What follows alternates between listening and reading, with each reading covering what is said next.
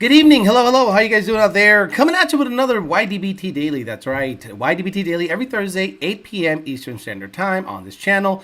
It's going to be like that pretty much forever. I don't think I'm going to change that schedule because it's kind of nice. Today, we got a lot to talk about. This is one of those episodes that you're going to want to sit down. There's going to be a lot of information coming through.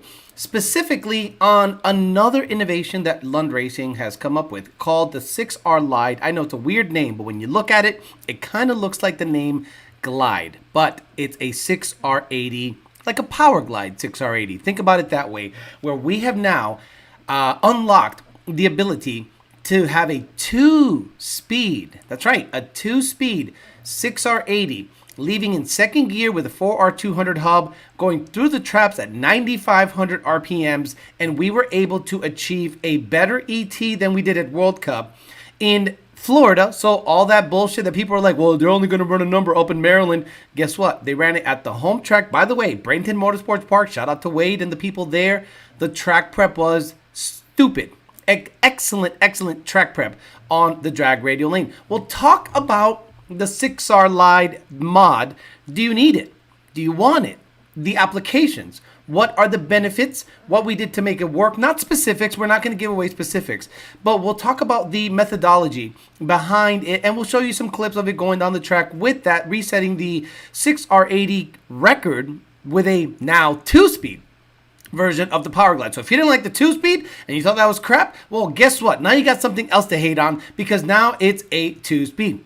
Also, the notch not only went 10s, it went 1074 at 129 miles an hour.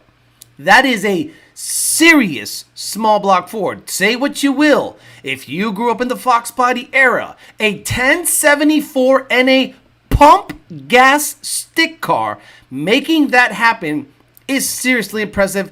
And we'll talk about it. I'm in the middle of editing video right now. I just have to film an outro and it'll be done. And I don't know when to release it. I'm wondering what's the best time to release it so it gets the best play, because it has a lot of Lund Racing stuff in there and a couple of customer cars. But we'll talk about all that on today's episode of YDBT Daily, but not before Mr. Bill O'Reilly says hello to the people here. Okay. We'll do it live. Okay. We'll do it live. Fuck it. Do it live! I'll write it and we'll do it live! Fucking thing sucks! It kind of does suck, you know what I'm saying? That's right. So we got Two Auto Solution. Rami's out on Two Auto Solution. Getting stuff done down there. We've been modding a couple of trucks. He's got some Chevy stuff going on. He's got hooked up with good people. You guys got to check out Rami Zaidan, Two Auto Solution, Puerto Rico. RaceMotor.com. I'm wearing their shirt because, you know what? Got to support our Russian compatriots. I'm kidding. Check them out. Race Motive on Instagram. DNHapPorms.com. Again, mention YDBT at checkout. Or just mention it. We'll see if he gives you some kind of deal. I think there's still some stuff happening over there for your Christmas deals. PartsFarm.com. The Notch came from the Parts Farm. That notch will always be known as the Notch. The Parts Farm Notch. And that's the name. Gunkforms.com. Ultimate Header. Ultimate on Instagram. PMassic James the PMassic Calmer Transmission. CalmerTransmission.com. Calmer Transmission on Instagram. Actually putting transmissions in and getting stuff done. He sent me a video. Calmer Transmission. Another constant innovator in transmission stuff, especially in the MTD2 world. You're going to be excited for what he's got going on. Let's say hi to the people here. And we got about an hour and a half. We're going to hang out, talk everything that's happening. We got Kellen Stocks, Cluster BM, Andy Ali, Nitrogen, Biosplice, Darren Harper, Gray Mustang says hello. Jay Bush, 2000 FTR, Pacho, Junior Guards with the Black GT500. What's up, the Black GT500? Great. Mustang, Jose Sanchez, Nayface 6 Cut, no 956 Cuz, dropping a like, catch it later. Joshua Abdul Alabasi, Lex Luthor driving trucks, Mendoza's Coyote Fury, Wesley Stewart, Michael Oreno, Euro Trips and Rides says good evening. Smoking Reflex, Diego Maki, Gallo Bravo, Ray, Anthony, Freedom, Robostyle, D-Rock Fox, Pito Chiquito, Ignacio Ramirez again, TJ Sikorsky, Pookie sliding on the op says hello. Monty 540, JD Swag, Dixon, Joe Jr., Brian 03 Cobra, Corey Seward, Braden Horton, ACFU grad, Corey Stewart again, Alfredo Diaz a couple of times, Justin Garrison, Phil Fesco all the way. Oh, by the way, I got to mention Mr. Bondo Bird checking in. Saw me run that 10 and he gave me $10 for 10 seconds. Dakota's kid, Dakota kid. I thought you meant Dakota's kid. That's funny. Walter Hoffman, 13 Pro Cal, Jose Garcia, John Lund in the house, Mr. 6Rlide himself, Mr. 6R80 himself, Mr. World Record setting stock PCM guy. Look, thank you for being on. Appreciate you very much. Edwin Martinez a couple of times. Thunder Biscuit, Street Driven GT500, and all the usual suspects that come in here. DNA High Performance says, we take care of all YDBT supporters. Buy your parts from DNA High Performance. And I hope that you guys got a bump. I really appreciate the fact that you guys stick around. I love you guys.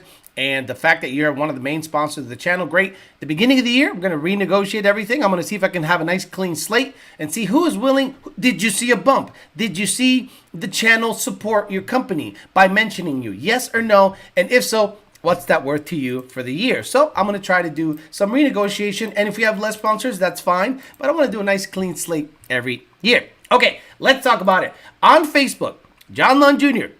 put up a post of what he calls the 6Rlide, and here we go.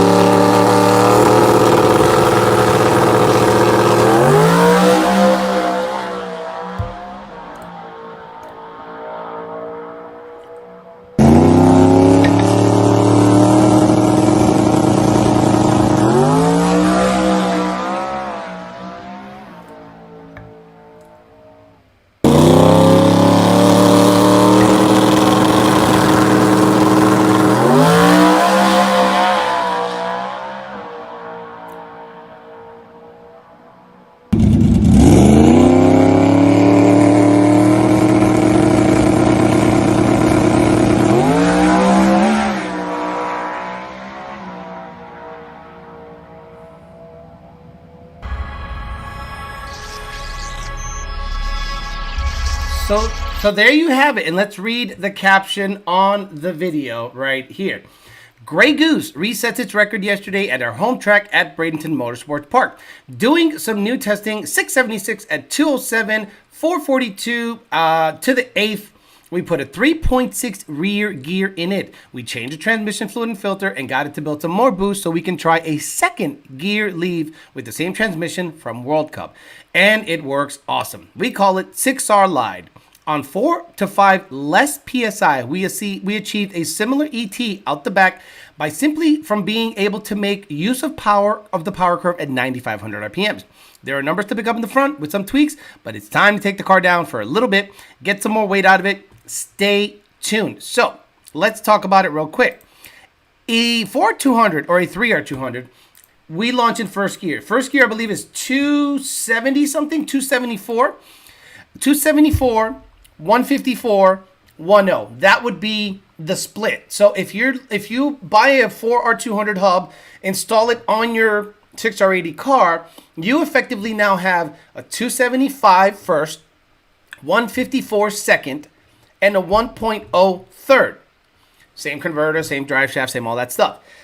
So that means if you have, let's say, a 1,000 horsepower car, and you were running 880s with a 6R80, and you had 315 gears in the back, if you install a 4R200 hub, you're probably going to have to put 355s or 370s or 373s in the back so everything works out. Now, when you're making 2,000 plus horsepower and the car weighs 3,300 pounds and it likes to zing way high in the RPM range, you got to take advantage of that. So now we basically made a power glide. Now power glides have a similar gear ratio, like a 160 or a 154 or a 150 something first and a 1-to-1 second. Brian Luna went sixes with a power glide back in the day when he was the first stock computer to run sixes in his S550, the blue S550. He now put a turbo 400 in it, but let's keep going. So the trick would be the two-step, the trans brake, and building boost. We were leaving at about 10 or 11 PSI in quote-unquote first gear with a 4R200 when it was 275 on the first gear with a 3.0 rear gear in the 9-inch. So Senior installed a 3.6 gear in the 9-inch. Junior now launches the car in second gear with a 154, and now the car takes It doesn't take any longer to build boost, and now you can leave on 14 or 15 psi as opposed to 10 or 11 with a 275 first. You can leave on 14 and up with a 154. So we're going to work on that. We got to work on suspension stuff because it loads the car totally different with a 3.6, 154, and 15-pound leave. So interesting that we basically we still try different things with the 6Rlide platform. And I thought for a while, imagine if your platform, whether now Alec Bledsoe, kudos to him, is pushing the LT platform pretty hardcore. So I would put him in the mix of somebody that is innovating. So, but someone like a Daniel Otway who makes the billet planetary, the billet forward shaft, the billet input shaft, the billet everything. I don't think a lot of Camaro guys have someone like that specifically. So I think it's a real interesting idea to go ahead and do that. Now, we think this car can end up in the 430s, maybe with some weight knocked out of it and a 15 PSI leave. And if we can put a time slip together of a 1.0, a 430 or better, this thing can probably go 660s because it went 676. Our record was 679. Now it went 676 at, I think, 3 or 4 less mile an hour.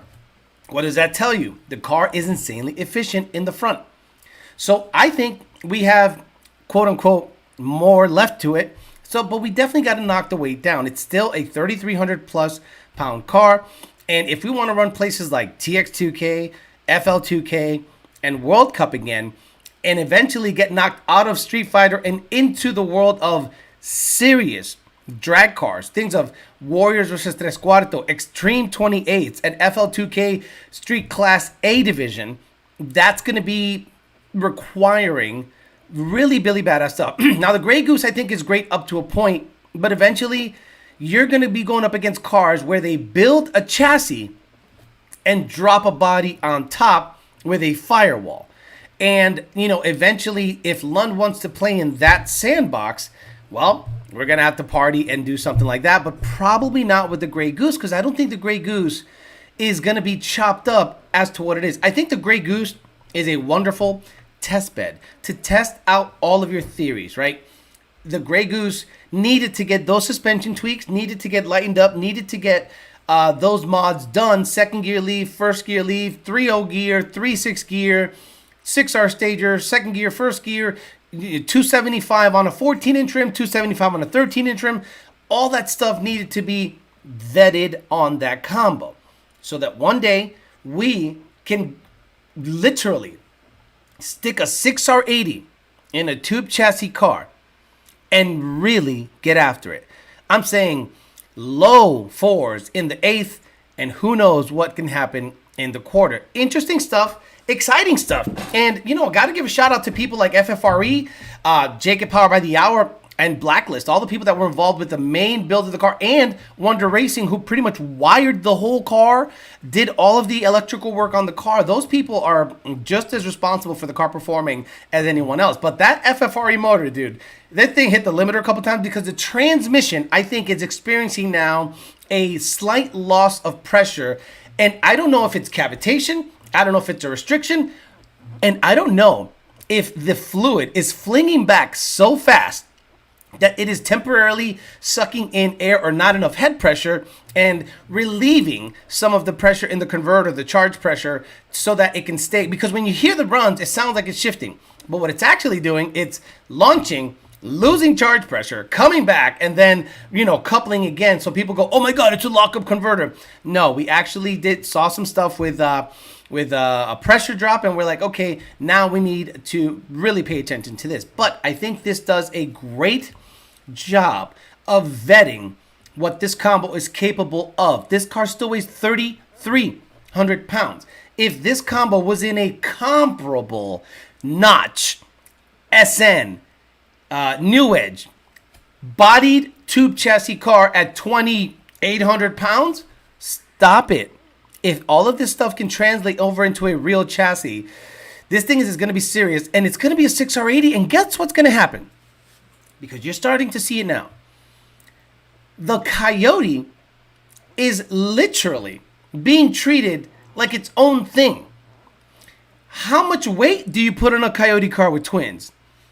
How much weight? Because now you're starting, because we won Street Fighter class, cool. But the problem is this. The 6R80, instead of being seen as a detriment to performance, now it's being seen as, oh, you got a 6R80? We got to give you a weight penalty. Wait a minute.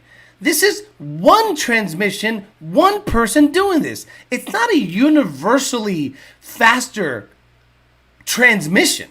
There is no universally fast transmission at all. So if one company, one group of people are responsible for making a 6R80 really perform well, you can't penalize them for that.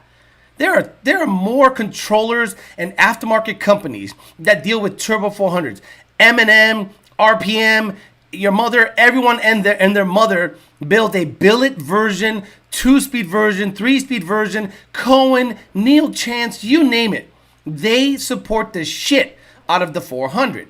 Nobody gives that sucker any penalties, right? But now a cast 6R80 case with power by the hour internals, Blue Streak performance stuff, Circle D off the shelf 252, and Lund tuning is going to get penalized for that. We'll see what the sanctioning bodies and the people in the know, what they will do to potentially thwart the effort of the 6R80. Look, if 6R80 was such an advantage, why doesn't everybody run it? I would love to make that argument, right? So let's say, for instance, we go to World Cup and we go to Warriors versus Tres Cuarto and we're a 640 car all day, every day. And then people go, they got a 6R80. We need to penalize them. Excuse me? We have a Ford Racing performance computer, a Ford performance computer. We have a cast 6R80. What? So it'll be interesting because how do you treat the following combo if you're a sanctioning body and trying to keep certain cars in a level playing field? A 302 Coyote, a Ford Racing computer, a 6R80, and twin turbos. Are you going to make that car weigh 4,000 pounds? I can't wait to be, weighed out of competition. And that tells you right there, if people are starting to treat the Coyote, a little 302 overhead cam Ford motor, cast the block, aluminum, Ford race, OEM control systems, you're going to start treating those as an advantage?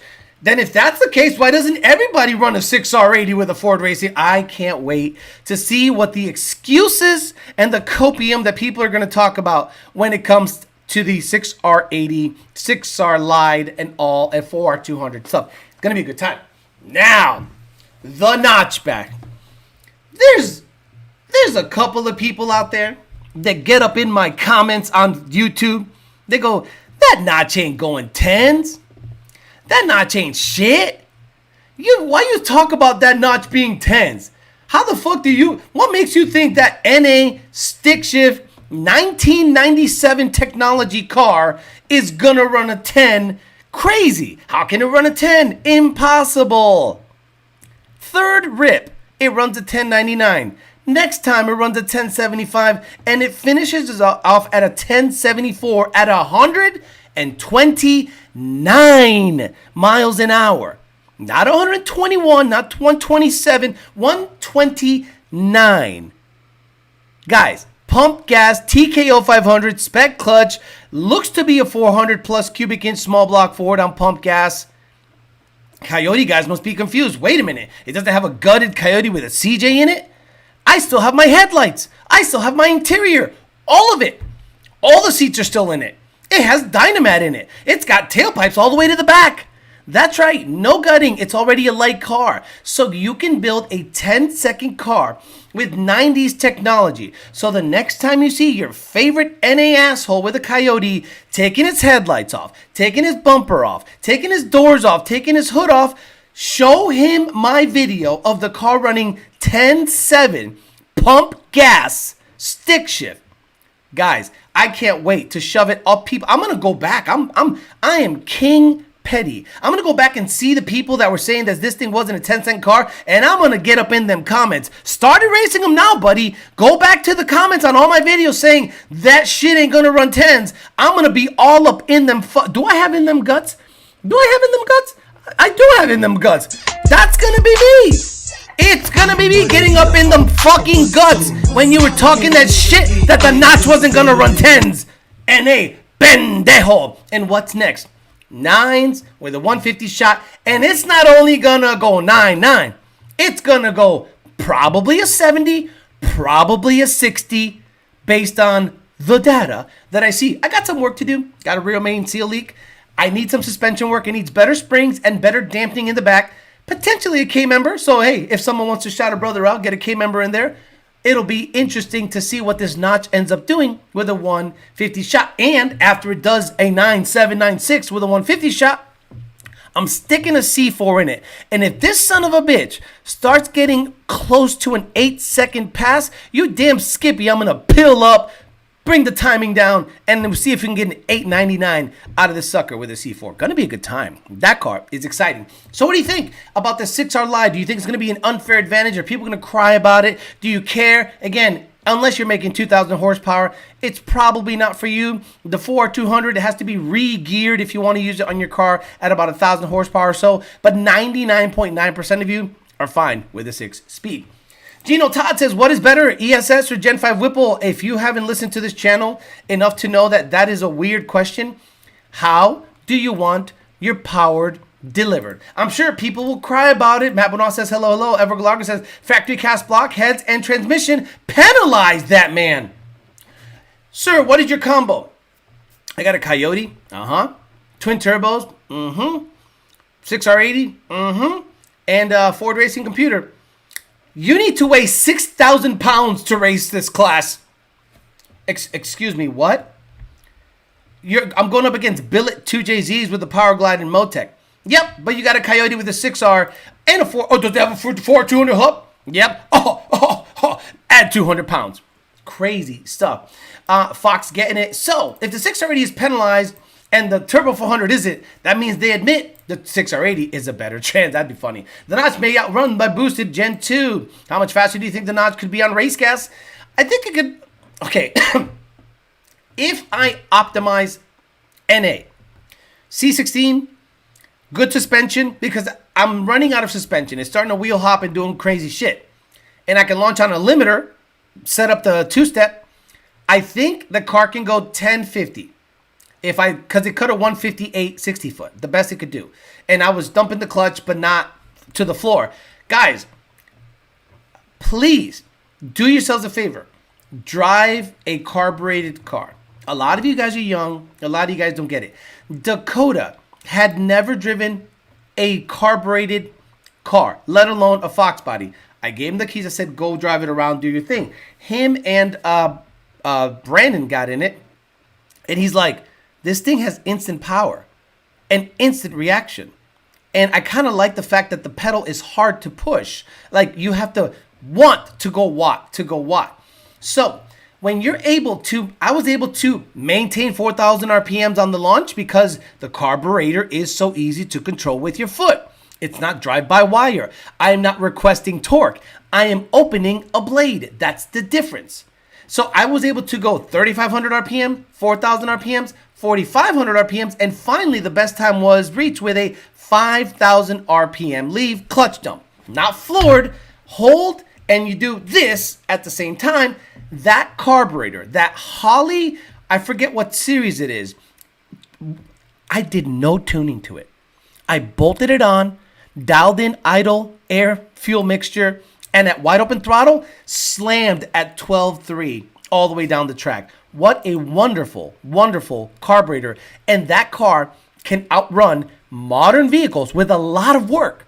That piece of junk from 90s technology can outrun modern vehicles that have a lot of work. When I take that Fox out, now knowing what it runs, I'm looking for all that smoke. Hellcat, stock Hellcat, come get it. Stock, any NA 50 can get it from a roll too. That bitch trapped 130 almost. Y'all can get it. I don't give a fuck. What's the future plans for the Blue Goose? You know, that's a great question. I'm going to be honest with you. It's going to sit. It's going to sit. Yes, Edwin Martinez. The notchback has stock A-arms, stock K-member. It's got some junk coilovers in the back. It needs a drag spring, airbag, and Vikings. And that car, I'm telling you, and it has a differential. It doesn't have a spool. It has a regular diff. So, if I'm able to optimize the rear suspension and get UPR or Team Z stuff in the front, C16, get back to the track, NA. Do you guys want me to see what I can do NA? Because I think that's kind of a waste of time. I'd rather do the rear main seal, throw nitrous on it right away, and get down to the suspension end of things, and then go back to the track. Or do you want me to get the UPR or whatever K-member in there and A-arms, dial in the suspension, dial in the Vikings, and go back out there NA, knowing that there is at 130 mile an hour trap speed, that there's much left in it. Now, the reason I don't want to do that is this, that TKO 500 does not like RPM. That TKO 500 is not a high RPM transmission. Over 6,200 RPMs, the clutch or the trans started saying, nah, I really don't want to go into gear. So I was shifting wherever the trans allowed me to shift. And that's between 5,800 and 6,200, depending on the gear. The 1.2 did not want to go in over 6,000 RPM. So it's like a 5,800 1.2 and a 6,200 2.3 and a 6,300 3.4, and it was fine. I raised the homie with a 351 notch, and he sauced me up. Now, Hellcat on stock tire ran 10.7 would be a good race. Exactly. Now, Alex, leave Hellcats alone. That's too easy. Just bully the 10-speed ducks. Wow, imagine some Team Z and UPR goodies. B. Lavesh. All that Windsor torque putting in work. 3,500 RPM, Bondo Bird. This thing cut a 1.3. I'll give you a sneak peek. I'm going to open up the editing software, and I'll give you guys a sneak peek as to what I'm doing, and I'll show you some of the video. But I'm going to release the video sometime, again, I don't know, maybe to the members early, but typically Sunday is better, right? Sunday night is better. So this is the notch launching. And if the computer starts getting choppy, I apologize. It's running 15 programs at the same time. So it might just shit the bed. So let me see. Okay, display capture. Turn off the sponsor banner and display capture. And this is my editing software. It's called Wondershare Film Aura. So this is the quickest, that's the quickest run of the week. This video is not great because Jake took it with a Samsung phone and sent it to me on WhatsApp. But this right here is a 5,000 RPM lead. Now you're going to say, it spun! Guys, slicks like to spin up to a point. So once you understand how to launch a stick car with slicks, knowing what air pressure does to the car, this, even though it goes right a little bit, is actually a pretty good launch. Headphone users, beware.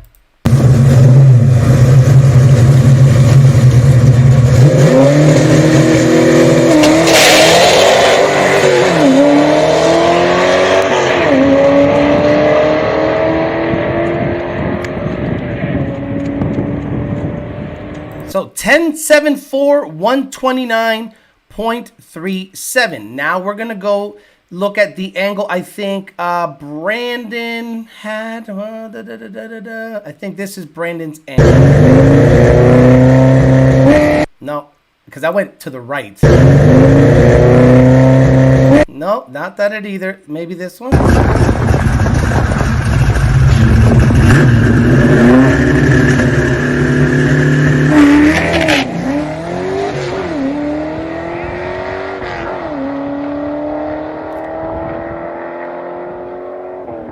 And that was a 1075. So the notch, it's on its way. So I could do a couple of things, and you know, I could kind of leave it up to a vote because you guys, you know, you matter.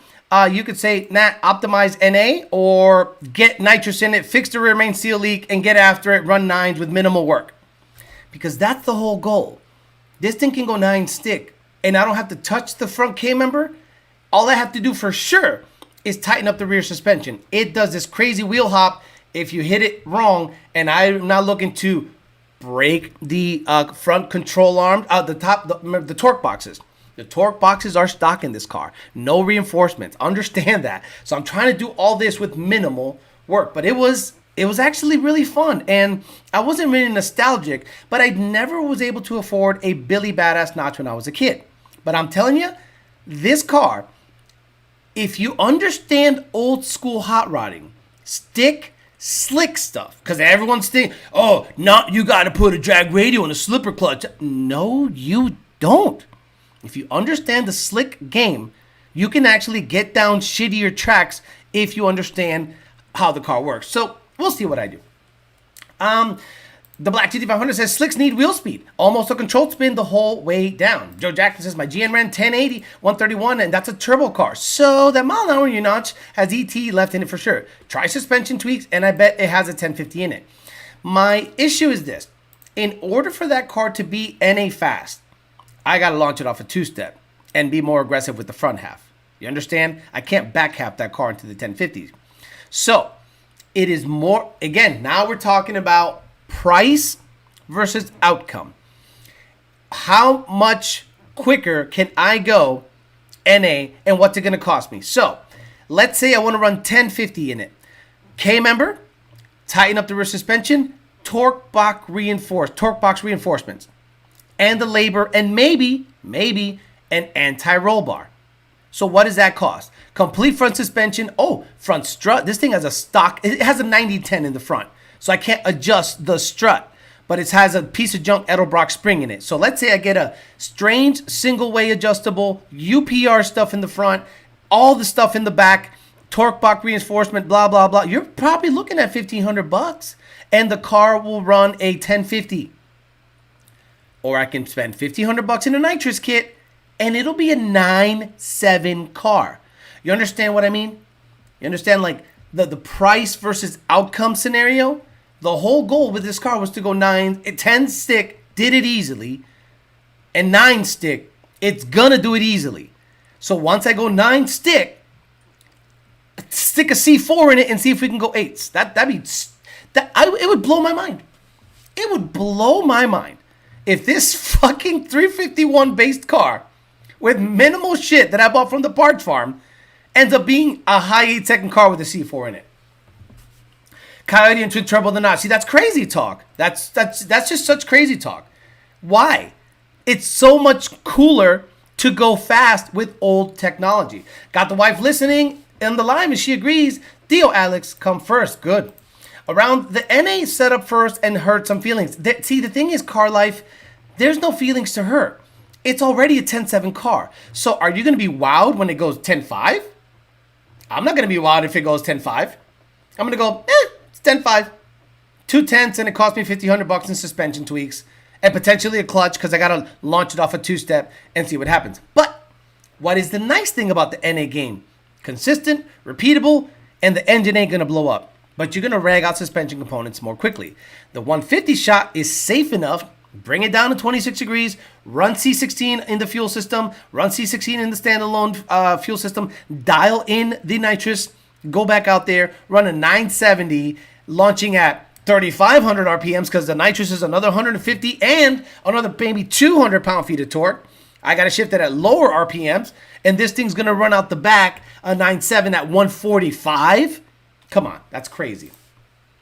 Do the torque boxes before it's too late. I'll check what I have for my Fox. The Notch with smoke, the dud horse.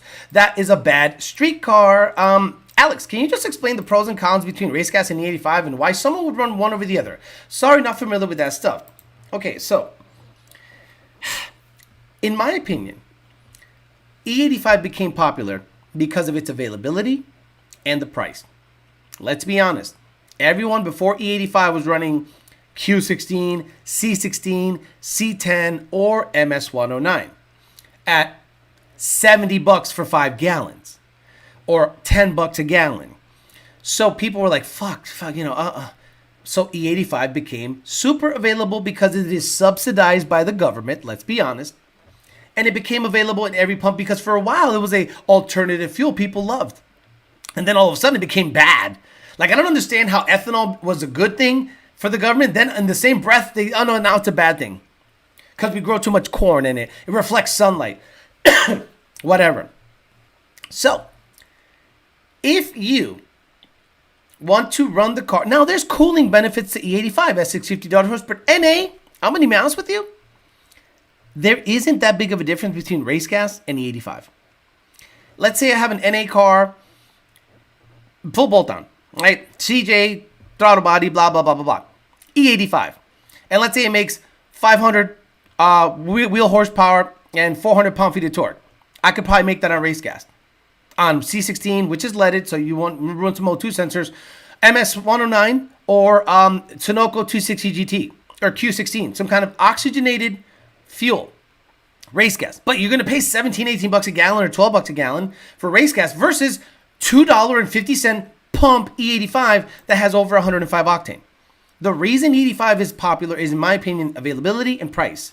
Most people would run race gas if they didn't have E85. NA, no heat soaking. I get it, but there's no heat soaking with a nitrous kit. Bring it down to 26 degrees. What is the timing now, Alex? 30. 30. So I'd bring it down. But the thing is, I don't need to bring it down 6 degrees if I'm running race gas. I'd have to check the plugs, though. Get it on the dyno. Go watt. 26 degrees locked. See what a 150 shot does on C16. All the fuel. Tank and standalone system. C16. I'm not one of these guys that runs pump gas and then C16 has that. Fuck it. C16 for everything. Just for safety. I seen a post yesterday of a Demon 178 stock in Bradenton. Can't believe they were able to achieve it with the factory. Did it in perfect conditions. We were there. Yesterday, this is what happened at the track. Senior ran a personal best in his Grey Goose. Cletus ran a 6 finally in that notch. Sorry if I spoiled it for y'all, but he finally ran a 6 in that notch with the Coyote in it. The Demon ran a good number, and I ran a 10.7 all in the same day. That was pretty cool. It was a pretty cool day. It was a pretty packed. It was cold. It was good. Are you impressed with Boosted Lucky's 4,400 pound car going 8.1 and knocking to the door 7s? Not impressed. That's what it should go. You understand? That's what it should go for at like 14 or 1,500 horsepower. Impressed would be if the car went 7.7. I'd say, holy shit, that's badass. But Bailey's performance has been 7s with a Demon. So, what are you going to say? And you said 4,400 Hellcat, but it's pretty fucking built. I think it has a Whipple, all that stuff. Valley Fool's going to go to the toilet, have a bunch of corn too from the elote. It's shit. E85 is always under $3 here versus $7 to $10 a gallon for 110 race gas. Good shit. She heard the comment being read and about died laughing. She's a good sport. I had her watching videos since the YOLO days. You're having more fun with this car as I expected and can't wait for the spray from where it comes. E85 smells better. I don't know. C16 smells pretty freaking great. At 650 Dud Horse says, gotcha. And you can't find race fuel at a gas station, right? Some Sunoco gas stations have Sunoco 260 GT, which is 100 octane race gas. And that's what I put in the ZR1. The ZR1 lives on Sunoco 260. If I'm in a pinch, I'll put some pump gas in it. Keep the timing at 21. Bitch will be happy. But it stinks. Fucking pump gas stinks. Sunoco 260, it's a little oxygenated. It's a little happier. Alex, what needs to be done to put E85 in the notch? I need a different carburetor, and I need a different fuel system. Understand, guys, this is what's going to blow your mind. The car has a Holly Blue. I'm going to look it up. Hold on, I need some coffee. Let me get some coffee in my shit. The fuel system in the notch is probably $300. The Holly Blue fuel pump. Guys, this is the best thing about 90s technology. This car is running on ancient dinosaur shit. This is all I need. All I need is about 7 to 9 PSI at the carburetor. And this Holly Blue will give me more. It gave a car that went 10.7 at 130 enough fuel. So, I already have a second Holly Blue in the car. In the trunk because it had a nitrous system before. Remember, guys, I can gut this car, and I haven't gutted this car. I haven't taken the seats out. I haven't done anything. I wanted to prove a point because the moment I saw it made 460 horsepower, I said to the part farm, give me that. That is a nice car to put on the channel to show the young guys that the old stuff if built properly, can rape the shit out of the new stuff. VIR was taxing like a motherfucker, 14 a gallon for 260 GT. Any benefits to oxygenated fuel over E85? Believe it or not, some sanctioning bodies, depending on the race program, they don't want you to have an oxygenated fuel, and they want you to have no nitro or alcohol. But again, that's like super tight class racing. If you're just a guy out there fucking around, you can make as much power with an oxygenated petroleum-based fuel than you can on E85. Guys, what do you think like these Billy Badass Lambos run on? When you see a Lambo go down the track, or a Billy Badass Viper, 2,500 plus horsepower Vipers, do you know how much fuel system you need? Think about it. Again, think about it. We're talking fuel density. So if you are a Lambo owner and you want to make 2,000 horsepower, you're going to have to come to a decision. Do I put a mechanical fuel pump in this thing? Or is a aftermarket brushless pump enough? And do you run the risk of running out of fuel with that aftermarket brushless pump if it just doesn't have enough? Right? So the Billy Badass stuff, and we, Lund Racing, have a mechanical fuel pump in the Grey Goose. A quadruple hat isn't gonna cut it. You're just gonna run into electrical problems, electrical draw. It's gonna be an issue. So these big boys prefer a denser fuel, but it has a ton of octane, a shit ton of octane. So that octane, you're gonna make power with it. Oxygenate. So when you see a Lambo do a roll race and you see black smoke coming out of the exhaust, you're gonna be like, that's definitely not E85, right? It's not E85. But a race car, like a drag car that has M1, has a mechanical fuel pump. So it all depends on the fuel system needs, on the power needs for the application.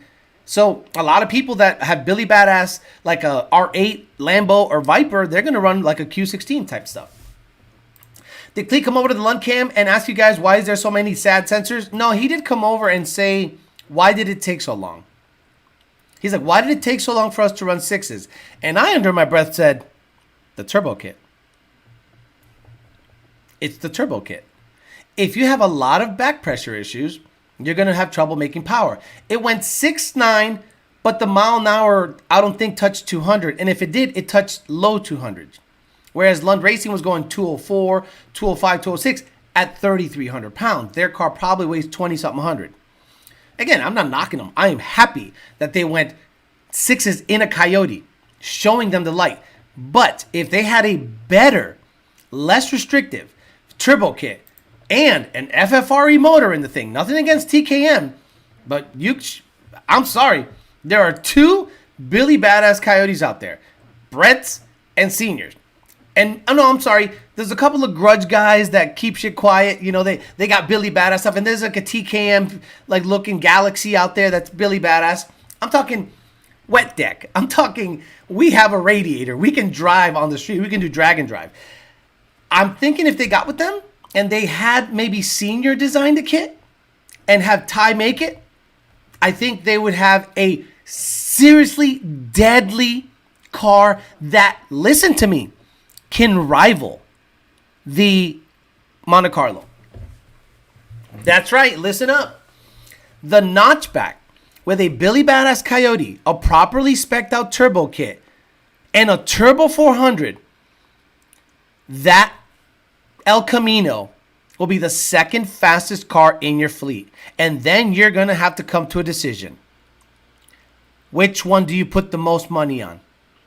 Right? This one's got an SMX, Billy Badass stuff, but now you've come to the point where it either runs a 640 or a 630 or it blows the tires off. And the notch just keeps running the number. Cool stuff. I'm hoping that Garrett and them guys, by the way, going to Bradenton, that track won't be open in 5 years. No way. The construction is 1 mile away. It's right there. It's right there. They are literally knocking on the door to the track. So wait until World Series of Pro Mod and wait till the top fuel cars come up and wait until people start going, wait, is that what I paid $500,000 for? And he knows it. I think he released a video saying, I have plan B, and he's a smart kid and he's got smart people behind him. Hopefully they already bought something down the road to build because that track's not going to be open in the next 5 years. Joel Steele has used TKM, so I would put them up there still. Okay, I know what I know. I'm talking wet deck, Jared Wells. Has a radiator. You understand? Those cars mostly run M1 and have no water. We are talking about cars that can do a drag and drive. Nothing against TKM. I'm talking about wet deck Coyotes. The notch, proof that weight affects performance. The notch is right around 3,000 minus, plus or minus 100, right? So imagine, let's say they keep going, and let's say Ty is told, hey man, let's redo this turbo kit. Bigger turbos aren't going to work. The hot side has to be reconfigured. The AR, this and that. We have to bring back pressure down. That's the key. Bring back pressure down. Because if you bring back pressure down, the motor is happier and it can flow more air. And it's just a happy. Okay, cool. And then all of a sudden, boom, it runs a 80. Boom, it runs a 60. Boom, it runs a 40. And you're going to go, dealer derp. We're going to have to reconfigure stuff around here because that little TKM 302 Coyote is going quicker than the 500 something cubic inch SMX. And before you say, put the SMX in the notch, shut up. Yep, BMP will not be there long. I'm telling you, bro, it is, look, I'm not a fan of that whole area. Bunch of meth addicts. But apparently everybody from Ohio, California, Michigan, all moved there. And the development is egregious. It is actually grossly big. It actually looks like ants building houses everywhere. It's weird looking. So he's going to have to move out of there because he's like, I can't. He has a successful business. So he's young. He's not even 30 yet. So that means he's going to have to eventually, he wants that business to thrive and be badass and attract people. Look, Top Fuel is coming. Top Fuel is coming. So do you think the people like to hear Top Fuel cars running till 10 at night? I don't know. Sorry, as an LS guy, the Coyote's going faster. Gotta go Coyote. I'm a deadhead LS guy, but the Coyote is more impressive. Becho, I always knew you had the notch. You knew I always knew the notch would go 10s. Never doubted. Breaks my heart. Been racing there for 40 years. No. It's not going to close. It'll be open down the road. Meaning, okay, and he mentioned it in his video. My land value now has quadrupled. BMP's land value now, let's put a stupid number out there. Let's say before the houses were being built, the land was worth $2 million. If a developer now has access to 60, 70, 80, 100, 200 more acres, how much do you think that land is worth now? Knowing that there's developments coming east. So he's going to say, well, I'll sell this land for quadruple what I paid for it, and I'm going to buy 100 acres zoned in an area where you literally can't complain about noise, like airports or industrial zones. And I'm going to build a track there. And it'd be smart if him and Victor got together and said, hey, let's keep this franchise going, because it is basically a franchise. They're kind of married to each other at this point. So let's get together, and you can even crowdfund if you want to go crazy. Do you know how many Psycho dealers? They bought dirt. You don't think the fans will kick in and they can come up with a couple $1,000,000? Absolutely they can. So if the land is worth good money, they don't owe a lot on it. The developers can get them out of there. Developers get the land they want. They can go buy a huge lot somewhere that is zoned so that they will never have issues, or at least 30 years of operation without having issues. That should be their next step. And I think they're already working on stuff like that. They're not stupid. Yeah, too many people suck off that Lucky dude. He's a nice dude and Hellcats are great, but they're simply too heavy. Also, how the fuck is that guy going to hook on the highway making all that Hemi torque? It's not. He's got to do 80 rolls. Anyone know how much FFRE Stage 2 Coyote cost? Not sure. But look, you got to understand. If you're going to start playing with the big boys, engines are going to start costing $25,000 to $30,000. Would someone want to lock out the cam? Why would someone want to lock out the cams on 850? VCT works at 9,500 RPMs. I repeat, we went out the back at 9,500 RPMs yesterday, and VCT was happy as shit. I believe Cletus saw the light with the F-150. He's switching to a Whipple, just you said. You know, sometimes it hurts me how right I am. But he has to go through the growing pains. I think what's going to happen is this. Then, okay, this is what's going to happen. He's going to lose fans because they're those cousin fucking rednecks that think a Chevy 350 with double hump heads and a 3/4 cam is the baddest shit on the planet. And he's going to go, hey, look, I got a F-150 that runs 9s with a Whipple. Hey, I got a Coyote, and it's going to be the quickest car in the fleet pretty soon. And people are going to go, wait a minute. You're putting Ford stuff on the channel? And he's like, yeah, but it's running enough. No. I didn't come over here looking for Ford gay shit. I came here to look for Chevy gay shit. And you've changed. It used to be real to me, damn it. How dare you put a Coyote in there? Don't you know there's 4 cams in that? So he's going to have to... I don't think he cares. He's do whatever. But the fans are going to be like bugging him at dinner. Hey, I used to watch you till you turned Ford gay. Can't believe you went Ford all of a sudden. You used to... What happened to you, man? He's like, dude, I used to be in school for law. Did you think I grew up as a redneck, dickhead? Oh, what? Did you happen to weigh the notch? No, they did not have the scales open. Jesus Christ. 100 homes per acre. Imagine having all those homes and still having no sense of community. Dropping a like, catch replay later. Kelly Am says, I'm the only person who hates junior dragsters, especially at Test and Tunes. Probably. I don't mind junior dragsters, but this is my issue with junior dragsters. Why would you set your child up to be a redneck fuckface? Baseball, soccer, football, tennis, like anything. Junior dragsters? So now you are purposely making your kid live a redneck lifestyle. Tell me, what kind of sense of team building do you have with a junior dragster? It's your dad. So your dad is basically making you do shit he couldn't do. That's fine. And if the kid enjoys it, cool. Also let him play baseball, football, basketball, soccer, all that shit. Please. Because every single guy you see at the starting line of a racetrack is fat and has a black hoodie. Right? Do you want your son to grow up to be a fat, black, hoodie-wearing son of a bitch? With his pants can't even go around his waist because his ass is so flat? You want him to have no muscle tone at all? I never seen many jack drag guys. You go to an event, you don't see many jack motherfuckers.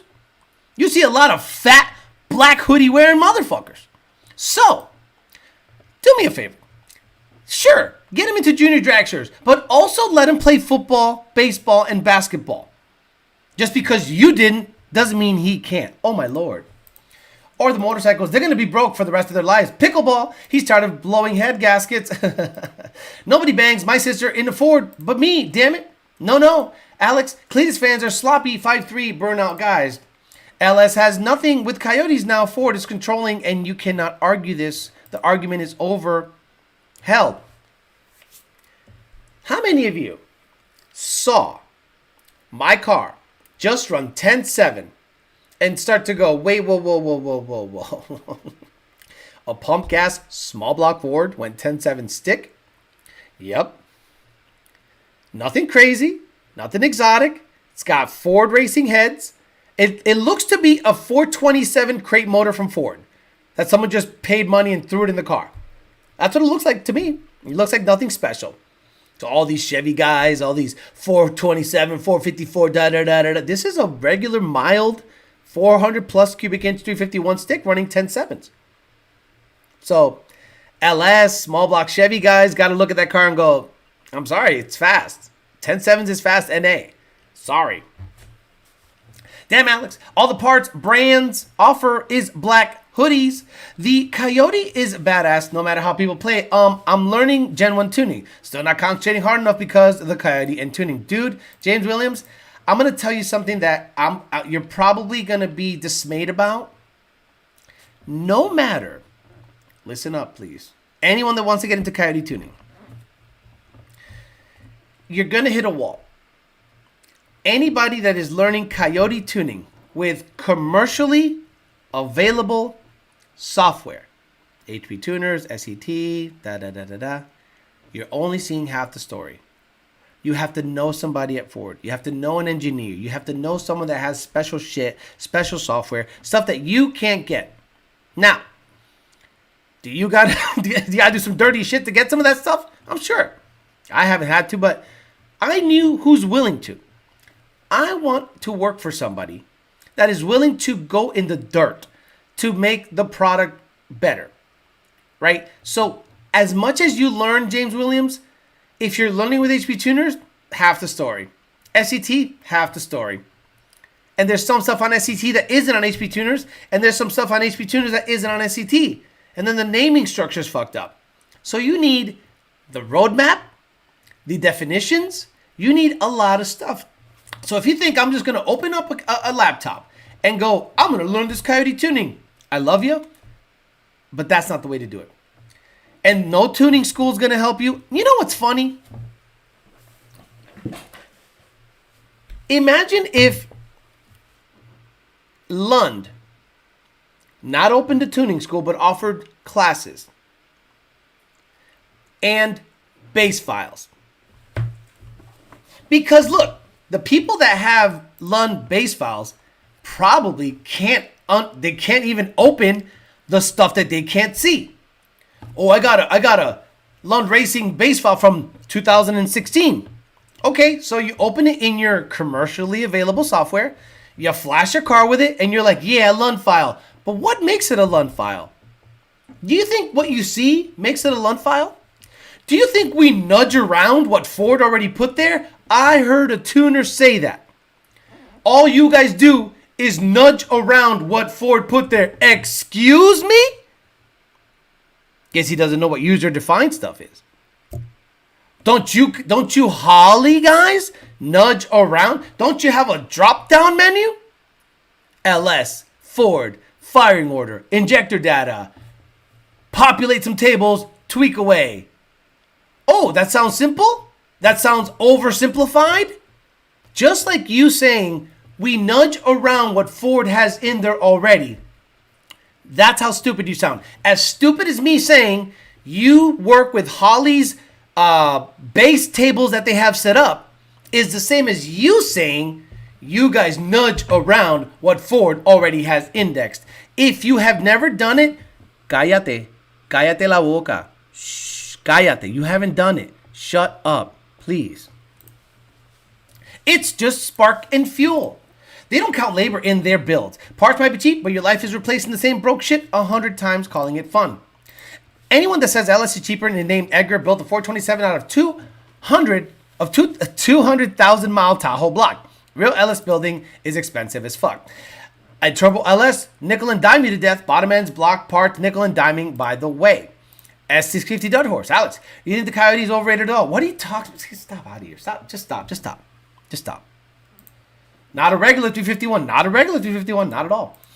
15 pounds of boost at a bone stock Coyote. 50 pounds of boost on a stock LS. No heads, cams, blowjobs, or reach arounds. See which one goes nines first. Eights, Kelly. Eights. This, okay. Remember we were talking Illuminator the other day? Remember we were talking Illuminator? I'm going to do it again. I'm going to go to Wondershare for more. I'm going to open it again. So, you can open a parts catalog right now and open up, and if you have a decently, a good limit on your credit card, you can build an 8-second car today. This is an 8-second combo. Remember when we talked about illuminators? I said an illuminator, a Gen 3R, a fuel system, and a 4R200 will go 8s. Well, guess who was at the track? Customer of ours named Brian Collier. So Mr. Collier has that exact same setup. Mr. Collier has a 14 GT VMP Gen 3R Ford Racing Illuminator fuel system, Lund tuning. So he's been 8s before, so I just want to make sure that show you guys this combo runs 8s. TVS 4200 S197. Sir, big wheel stand. 871 at 156. I repeat, Ford Racing Illuminator, 11 to 1 compression because it's a Gen 1. This is a 4 or 5 year old motor in there. VMP Gen 3R, Kenny Bell 168, has a 150 or 148 millimeter cold air E85 ID 1300s, 373s, 4R200 hub, getting it done. So guys, it's cookie cutter. It's cookie cutter at this point. So we talked about Illuminator before, and I thought I would show you that because we were talking about it last week. We were like, Illuminator. Why do you need why are you guys sweating built motor stuff when 99% of you, all you need is a Ford Racing Illuminator? On the Gen 2 Coyote Autocar is the Cam Lop Idle tuned daily drivable. You can daily drive on it. I wouldn't, because it is not meant to be daily driven on. It is meant for you to go to Cars and Coffee and choppity chop, boppity beep, boop, and you park it. Because a lot of people want to choppity chop daily. And I go, you really hate, guys, my GT500 chops. My Fox body chops. The Corvette doesn't. And it's the best driving car I got. The Corvette drives wonderful. La la la la la boom. Fox body blah blah blah blah blah blah blah blah. GT500 blah blah blah blah blah blah blah. You don't need to chop if you like the car being driven every day. We all know that other tuners would come to Lund Tuning School, just a few beeps and boops, no big deal. The only problem with my Coyote is that I would never tune anyone's Coyote other than my own, says Alaverga Tuning. I'd love to PCM Tech. PCM Tech has access to all this stuff, but this is the problem with PCM Tech. Who's going to tune your car? So let's say you have SCT, PCM Tech, and HP tuners, and they all have all the shit. Let's say all of them have all the shit. Where do you start? Where do you start? You still need to know what does. You need a base file built for you. Unless you have all the access to all the shit, put about 80 files together in a car, try them, tweak, try them, tweak, try them, tweak 80 times, and that is your base file. Are you willing to do that? For every different platform, auto, manual, E85, fuel system, all the blowers, all the turbos, built motors, low compression, high compression, different cam angles? Good luck. Vaya con Dios. Might as well call it the Baconator with all that weight on the nose. It looks so effortless. Exactly. Hi, Alex. Much respect for you. If you had a Gen 3 9 to 5 to 1 Illuminator, I would sell it. Bye. See you later. I would sell it. Spumoni guitar, I would sell it.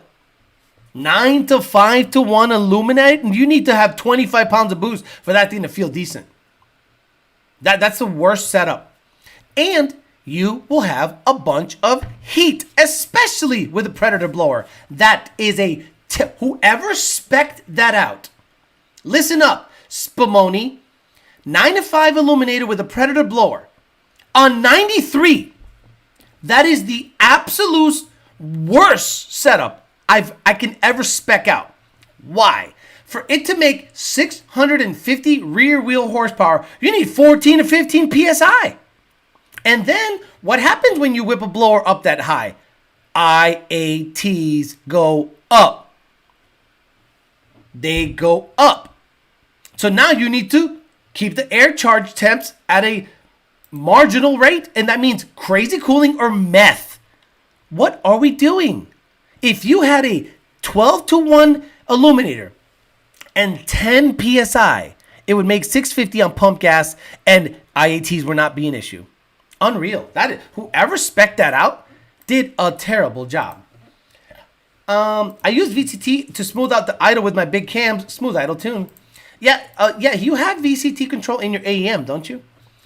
Last I would go to John Lund Tuning School to perfect this torque table calibration. You can't look it up, bro. S650 at Dead Horse. 2013 GT with the Paxton 2200 is a 3.6. Okay, 2013 GT with the Paxton 2200 is a 3.6 recommended on 93. Yeah, that should be fine. It's about 10, 11 psi at most, and it'll be happy. Just a question: why you gatekeeping? What are you talking about? What the fuck is S650 Dead Horse? I mean, like, what are they made out of? What is what made out of? What the fuck's he talking about? What are the point of diamond pistons? Jesus Christ. Stop, S650. Like, you're asking really silly questions. It's not a gatekeeping question. Why do you care what it's made out of? Do you think because they're called diamond pistons that they're made out of diamonds? like is that what you're getting at? It's forged aluminum stuff. It's billet shit. It's not anything super special except that they cut the pistons a certain way. Why do you need to know what they're made out of? What is weird? It's a weird question. By the way, Ford decided, check this out. This is great for Instagram. Ford Performance is pushing, like, laughable, pushing. Let me see. Ford Performance. They are pushing their stupid iron. Hello, accounts. Let's go to accounts. Ford Performance. Oh no, Ford Performance Racing School. No, Ford Performance. Oh my God, the internet's super fucking slow when I'm online. When I'm live streaming. Fuck me. Here you go. Here's the post. Posted today. In PRI. So I guess PRI is happening. Who the fuck knew? What an event that doesn't matter. Ford Performance now available. The Ford Performance Parts Coyote Cast Iron Race Block. Really? We just went 676 with a cast Predator block. Aluminum. Designed for extra strength and max effort and boosted Coyote. See it in person. Why? Why? What the hell are we going to get out of this? Now, if you have, let's say you broke your motor and you don't want to send a new block out to get sleeved, and you're going to stay under 1,500 horse, sure, vaya con Dios, here you go. And you don't care about weight, sure, here you go. Or you can do what every motherfucker does and get a stock Predator block sleeved and live, or have the ability to live well above 2,000 horsepower in terms of the block. This is just tone deaf from Ford. And this is how you know that Ford doesn't pay attention to the aftermarket. Ford has no idea what's happening in the aftermarket. If you were to go up to a Ford guy that had anything to do with that motor, or the block being cast, iron block, who the fuck wants an 80 more, okay, maybe you want 80 more pounds on the nose. Okay, let's say this. Okay, this is a place it could happen. If they gave you a weight break because you have an iron block, I would understand that. Oh, you got an iron block? Yeah, I got an iron Coyote. Iron Coyote, well, the way they're treating Coyotes now is they're made out of adamantium or something. So they're like, well, so it's heavier, but it's still a Coyote. I don't think we're going to give you a weight break. But if you want to be under 1,500 horse and you don't want to sleeve your shit, I guess. But what fucking year is it? Imagine you tell the guy who designed or put out the call to make a iron block Coyote. You tell him, Brett, other grudge guys, and Lund Racing all have gone 440 into 8th, 6s, over 200 with a factory sleeved, meaning factory Predator block with a sleeve job and fire ring, cast stuff. They'd go, bullshit. I'd go, you need to get out of the office, sir, and get some fresh air. Because whatever the fuck you're sniffing in here is really skewing your judgment. Saw it today, thought of this show, and laughed. Cast Iron Coyote, let's make it heavy and gay. Iron Coyote, welcome to 1988. Made from melted down lawnmowers and Washington machines. But the Terminator was iron. Talking about cookie cutter setups. Aldo kit, 20 PSI, Calmarche Street, Mantic clutch, Steeda suspension, 3900 driver, will it go 8s on a bias ply tire. Stick? No. No. Nope. 3,900 pounds? Carters? No. This is a 970, 960 setup at like 160 miles an hour. You need to front half the ever-living shit out of this car. It needs to cut a low 1.3, a low 1.3, 131 or a 129 60-foot with an IRS, a Mantic clutch, a Ben Calmarche at 3,900 pounds. That's like a 9.6, 160 mile an hour setup. You need to make 11 or 1,200. So that means you need a Billy Badass motor. Like it needs to be robust as shit to take the abuse you're going to give it. And boy, you need to 60 foot in the low 1.3s. I would, if I were you, Carters, I'd work on the 60 foot, nothing else for now. Don't even worry about the back half. Work on the front half. Launch the car a bunch of times. Go to many rentals, buy 15 Mantic clutches, a couple of drive shafts, and about 6 or 7 different diffs because you're going to go through them. Oh, and axles, and boots, and outer bearings. That is trouble. I love you. I'm trying to save you a bunch of time and money. That's an 8-second setup with an auto all day. Not with a stick. Love you. Not with a stick. Called Iron Block the Baconator. I'm over here wishing that someone made an aluminum 302, 351 block and Ford is out there making Iron Coyotes. Guys, how many other channels at this level are showing you what a Ford can do? A small block Ford. I know 50 Tussin is doing stuff, but I'm a little different, right? I have a lot of Coyote experience, some 5.8, 5.4 stuff. Ford, so I'm a Ford guy. And the ZR1 is a toy. I'm telling you, if I start running really silly numbers with this 351, that's like a crate deal. Like, I would buy another one from Ford. I'd be like, let me just get another one and just stick it in the car and just keep doing dumb shit. And if I end up going 8s with a C4, literally building it as if it was built in 1997, people are going to start scratching their head. People are going to go, wait a minute.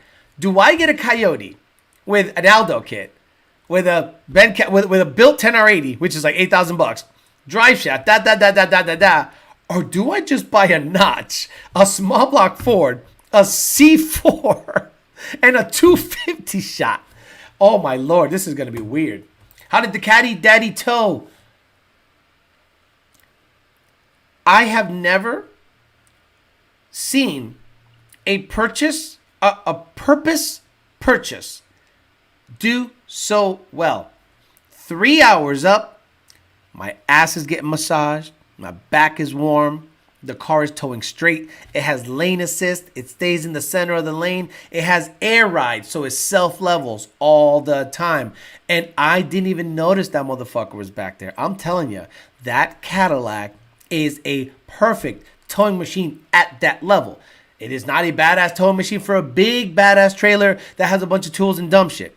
But for an open car trailer, weekend warrior like me, it is the luxury, the towing capacity, the power, the amenities, the sound system, everything worked. And I realized about an hour and a half into the trip, this is what this truck was made for. Chevy has the game on lock for a medium capacity tow vehicle that has all the luxury, all the amenities, plenty of power, and it'll get you anywhere. And they got like 14.5 to 15 miles a gallon average. So nothing wrong with that. 960, 970, 165. Jesus, yeah, the back half will be sick. Alex, is your GT500 motor O-ringed? No, sir. I don't mention that name here. Spray that Fox. Like to see you break the 10 support torque boxes. I would. I've had 3 notches. You got it. Nice show. Thank you, Charles Gale. So this is the plan with the notch. Torque box reinforcement. Rear suspension. It needs that now. It did this weird, crazy thing that I didn't get on video, and it looked like the rear end was going to fall out of it. It went boom because I launched low. The tire pressure was low. It dead hooked, and the torque carried it through and it hopped. I went, whoa, whoa, whoa, whoa. Get back, air up the tires, get some wheel spin, get out. So I think I can cut a high 1.4 if I, but I am not willing to do that with the current suspension setup. I thought Ford Performance made a 351W block, Windsor block. I'm not sure. The Fox would be cool with the old school Vortec. No, I'm not changing the cam for that. You need to change the cam for that. No, thank you. I don't know shit about carbureted cars. I just think Corvette when you say C4. No, C4 like a Mighty Might C4. Oh my lord, Mighty Might C4 trans. That is like old school dynamic racing transmissions. You want to talk about old? Oh, the old guys are like, holy shit, he knows about Mighty Might. That's right, $3,490. Get my ass a Mighty Might 2. Mighty Might C4 transmission is the original invention of Harold Miller, a dynamic range transmission. Blah, blah, blah, blah, blah. M2, it's a car, blah, blah, blah, blah. Fully rollarized planetary, 6-clutch direct drum power pack, light and drive shell, deep finned aluminum pan, your choice of bracket brake, pro brake, or forward pattern brake. So I trans brake, I'd have a reverse, a manual valve body, PRN 321, forward pattern, or a reverse pattern. Transmission, unusable. So guys, a 3400, okay, the 220, a 220 gear set upgrade. I don't even know what the fuck that is. Rem treatment, sure. Trans brake. Oh, okay. Trans brake type. Bracket pro brake. What's the baddest bitch? Forward pattern pro brake. Yeah, I want to hit the shifter forward, not backwards. I'm blown away where people actually like set up transmissions to shift backwards. Like, you shift down and it upshifts. I'm like, no. You shift up. Click up, and it's good. So this is going to go in the car after I run my 9-stick, a similar transmission that you would have gotten back in fucking 1990-something, and see what would have go to B&M convert. Could you imagine if I call B&M for a converter and a period correct shifter? It's going to be hilarious, and you're going to be mad if that thing goes 890s with a 250 shot. I'd like a small block forward C4 setup for my 03 body in white. I remember hearing aluminum heads made it to iron blocks is not ideal. Aluminum to aluminum. I'm not sure how right that is. I don't know, whatever. Broke my heart to hear Parts Farm is parting the 350R out. Once you decide to part it out, it might as well be a regular 350. What parts are worth more used? Not much, really, because the motor's the same. The chassis is where the money's at. You understand? So the Parts Farm needs to understand that don't chop up that chassis. The R goes away once you start chopping it up. The VIN number, like, take the motor and trans out. Don't take the rear end out. Don't take the brakes out. Don't do any of that. Take the motor and trans out and try to sell the chassis. Because then it's just, like you said, a 350. Can I be frank? That C4 and C6 was the go-to back in the day. C4 is like Ford's, the Turbo 400. The OG C4 Mighty Might was the baddest shit back in the day. Old heads are rolling right now. Old heads are like, yes, now we understand what Alex is saying. I don't know what the fuck VCT is. I don't know what a coyote is. I thought it was a fucking dog. Need to cheat a shifter. Simple bolt-ons, put back my LX Cuts 142s, 3500 two-step. You're right there with a little set up back, says Ken Phillips. Set up out back, exactly. Got to run later, Amory, says Bondo Bird. Gus Show? Did you mean good show? Damn autocorrect. Got to get the B&M slapstick. Oh my God, the slapstick? Click, clack, click, clack, click, clack, click, clack. Where it ratchets back and it's in the next gear. Oh my God. It's like the gayest shit ever. I'm going to get it. Find some Mac exhaust for the notch. It has Mac exhaust in it right now. Guys, that's a Mac exhaust in the car. Rally cars shift back up to go up the gear. It's supposed to go with the gravitational pull. Don't care. Are we rally racing? Hurst T-handle fat hat. Who the fuck? F-A-T-H-E-T. Had a 70 Mustang back in the day. 306 C4 all-stock suspension back in the late 90s. Ran mid-11s. And small block Ford C4 was a different breed. A Hurst T-handle on an auto? Ew. Guys, stop it. Hurst. No, B&M slap shifter. Oh my God, it auto-filled it for me, dude. Dude, this thing is going to get a B&M fucking slap shifter, bro. Oh, dude, it's gonna be what? Get the fuck out of here, dude. This thing, so you go click, click, click to 1, and then you go what? You slam it, and it ratchets back, and it's in second. You slam it again, and it ratchets back, and it's in third. Then you pull up on this handle, neutral, blah blah blah. Oh my god, you guys are gonna laugh your ass off seeing me slap my way into the 8s. I'm about a year away from all this stuff. Performance, yeah, P Automatic makes good C4s also. Hey, you got any C4 sponsors out there? Hit a brother up. Could you imagine people, some old guy sells 1 C4 a month, hits me up, goes, you want to, and then I run 8s in it, and then he doubles the sales because he sells 2. The caveman came out when you said Mighty Might, Alex's upstairs neighbor, wondering what the fuck is going on with the dogs and the coyotes. I miss messing around my 1975 F100 3. Oh, they're out.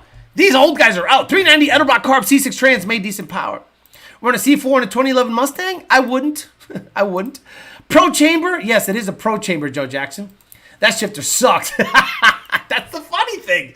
I'd probably get something nice. Who knows? Real Flex is running 9s and the ashtray works. My ashtray works. Now, the reason there's no in-car video is because you got to understand when you go racing, you have to concentrate on racing. Your mind is set on suspension, launching. You can't worry about editing, video, blah, blah, blah. So the video is going to be outside car. No in-car stuff except for between run stuff. I just didn't want to be setting up the camera, worried about the angle. I want to go out there and run the number. The moment I went 1099, I said, I'm done, I'm good. I was going to put it on the trailer, but then I said, Senior called me a pussy. Senior goes, you going to go back out? I go, probably not. And he goes, why not? What are you, a pussy? So I went back out and ran 1075 and 1074. He was very happy to see that because Senior is an old soul, brother. And when he saw a old Fox body getting it done, he just smiled and said, that's badass. One that shifter used in Fast and Furious, they're awesome until they fail, then it doesn't shift. I love period correct stuff. Look, those wheels and tires that are in the car don't belong on it. It needs a set of drag lights or Convo Pros. That's what that car needs. Drag lights or Convo Pros. I don't want to have I want that bitch to look like Marty McFly dropped it off, okay? And it's 1997. Hurst quarter stick. Alex, would you rather R8 or a Gen 5 Viper? Hefner Performance was there yesterday. Yes, Hefner, Cletus, Demon 170s, Senior. There was a... He drove there. Listen to me, goddammit. Hefner Performance drove there in his R8. Went 7-7 and drove home. The most gangster shit I've ever seen in my life. Quiet, low-key, didn't make a big deal about it. Showed up, 7-7. Looked at some data logs. Tried another hit, kind of bounced around a little bit. And he said, I'm going home. Drove it home. A black R8 on street tires. Dumb shit. Off subject, but is a tune required for a pumpkin swapper on Gen 3 Auto? Depends if the gear ratio is way off, like a 373 from a 315. I still have my Mighty Might in the shed with a PTC converter. Wackahoo to the 8s, exactly. Precision Industries pink torque converter, I remember that. Since all the old heads are coming out, how do you use the 3 shells? That's a good one. They never explained it in the movie. All that peer pressure. Anybody can answer if you know. I know Alex tired of us motherfuckers asking the same shit. Convo Pros are the move. Convo Pros are badass. Those Convo Pros, if you were a fucking douchebag, a poser, you get drag lights. But if you had Convo Pros, you were a special kind of shithead. You were a special kind of fuckface. You were like, I want to be weird. I want to look like I have truck wheels on my shit. Convo Pros were the move on Fox bodies back in the day. Let me see. Convo Pro on a Fox body. Images. Why should be just porn? Dude. Convo Pros were the fucking move back. They look stupid. They look dumb. But I'm telling you, you rolled up to Kmart, ShopRite, to your Edwards stores, remember Edwards? They had the really big carts so you can put more food in it. Convo Pros, you probably were fast. You said, I don't want drag lights. I don't want Pro Stars. I want Convo Pros on a notch. Oh man, the old heads are losing their mind right now. And these cars are usually the faster cars at the meet. So be careful when you see a notch on Convo Pros. He don't give a fuck about what people think. He got truck wheels on his shit. Remember AOD Shuffle? ET drag wheel, Mickey Thompson ET drag wheels for this year. Finally found some 1512s on a 4-inch backspace. I'm so boosted about getting them on. Blue light special, center lines, 10 holes for the win. Didn't Turvey said he had Convo Pros? I think you mean trash cans. Would those be equivalent to Bellax today? No, Convo Pros are trash. But they were different. You had 3 choices in the 80s. You had drag lights, Pro Stars if you had 5 lug, or Convo Pros. I love the Well drag lights. Every one of my 4-lug Fox body has Convo Pros. Been looking for those wheels for my 68 Fastback. Wasn't sure what they were called. Convo Pros. It is. ROH wheels. Rolling up to Hex. Your Trans TKO 500? Yes, I have a TKO 500. It does not like high RPM shifts. Edwards. I remember. A&P. Hey, you want to see what's the other one starts with a B? Hey, you want to go to the Big Y meet? Big Y meat? Yeah. And if you want to get 2-for-1 cheese, 2-for-1 cold cuts, just go inside and go to the Big Y meat in Westfield, Massachusetts. What a shit show. Convo Pros rolling up to Montgomery Ward meat. Bogarts were for the rich guys. Drag-on Fly Stars were rich guy wheels. You did not see Bogarts if you had a 12-second Fox body. You saw 9-second Fox bodies, which were basically pro mods back in the day with Bogarts. And you're like, what wheels are those? Oh, they're Bogarts. What the fuck are Bogarts? You can't even drive them on the street. They're so light. They're so light, you can't even drive them shits on the street. You're like, oh, I think I want to drive them on the street. Then you hit a pothole and they bend. High dollar guys had the Bogart Fly Stars. Let's show them. Bogart drag on Fly Stars. Images. Fox body. Fox body. Oh my lord. If you had Bogart drag stars. Oh look. Now we know what it'll look like. If you had Bogart. Sheesh. If you had Bogart wheels back in the day. Drag on Fly Stars, and there's an insert in here that's like a dust cover. Shoosh. You had these, you don't race them. You just leave. If this guy rolls up next to you at the light and he's got Bogart wheels and it's 1997 and Poison is trying to stay relevant and you hear AOL commercials, don't race him. He's got the fucking fastest shit in town. Seriously, because he can afford ridiculous wheels on a notch. D10s. Oh, D10s are sick. Put an 8-inch ET Street on a pony rim. TKX in your future? I don't think so unless TKX wants to give me shit. Love you, but I'm not shoving a TKX in that thing unless they want to give me shit. A TKX will shift a lot better than a TKO, but I ain't buying it. Fuck all that. What about hammers? Oh, stop it. Don't forget about Centerline Warrior. Stop it. Fourth option was 10 holes. That was my first option. Turbines and 10 holes. That's all I had. New Bedford, Mass. in the early 2000s was a spot. 90% Fox bodies. Atlas, I need you to answer this before you get off. In your opinion, what makes a car stop being a street car? The moment you can't drive it on the street. Meaning, it can't run on the 85 and it can't run on pump gas. And it doesn't have any, it's not street legal. Just because a pro mod can drive on the street on pump gas, somehow make it run on pump gas and make it, that's a street car? No. It's got to have all the safety equipment that is allowed for the street. Got to have a VIN number, and it's got to have, you got to be able to get the fuel from that it runs on from the pump. From the pump. E85, pump E85. Oh, and it's got to run a number on that fuel. My GT500 is barely a street car. And I make no bones about that. got a T56 face plated. It runs on E85, and it has a spool and a fucking anti-roll bar. It sucks on the street. Missing the weld rod lights. Oh no, those are gay. Those are. If you bought rod lights, they ran out of drag lights. 10 holes, 1 cup. What was the 90s 5-hole weld wheels that was always gold, and they had the cheap ones and then normal in the cars? I don't know what's funny. The TKX has the same gear set opposite the TKO 500 and 600 too. If they want to give a brother a fucking gear set, cool. I am not paying for a fucking TKX. Fuck that.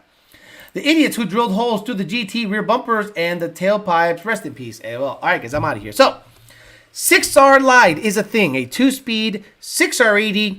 If you're making 2,000 or so horsepower, it looks to be something that we're going to keep working on and hammering on, because there's no reason to take that 6R80 out and shove a 400 in yet.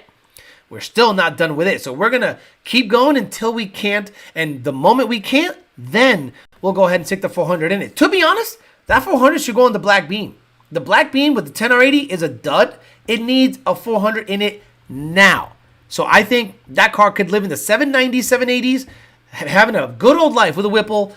But the 10R80 is, in my opinion, the weak link. We also talked about the notch running 10s, and then we talked about a bunch of other subject matter, street cars, what's going to happen at Bradenton because the houses are about a mile away, yada, yada, yada, yada. I'm out of here. I will see you guys Sunday morning, 9:30 a.m. for Peasant Chat. When do you think I should release this video? I can finish it tomorrow, do the outro, and I can release it, but it's Friday.